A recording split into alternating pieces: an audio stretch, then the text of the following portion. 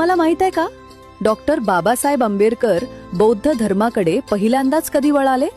आपण म्हणाल 1956 ला, पण खरी गोष्ट त्याहून खूप आधीची आहे. बालपणी इंग्रजी चौथीत पास झाल्यावर त्यांचा सत्कार आयोजित करण्यात आला. त्या सत्कार सभेत दादा केरुस्करांनी स्वतः लिहिलेलं एक पुस्तक बाबासाहेबांना भेट दिलं, बुद्ध चरित्र. त्यांनी ते पुस्तक एवढ्या लक्षपूर्वक वाचलं की त्यांच्या मनावर बुद्धांच्या करुणा, समता आणि स्वातंत्र्याचा गहिरा ठसा उमटला. 1945च्या भव्य सभेत त्यांनी सांगितलं, मी लहानपणी महाभारत, गीता अशी अनेक धार्मिक पुस्तकं वाचली होती, पण जेव्हा गौतम बुद्धांविषयीचं पुस्तक वाचलं तेव्हाच माझ्यावर खोल प्रभाव पडला आणि मी बुद्धाचा अनुयायी झालो.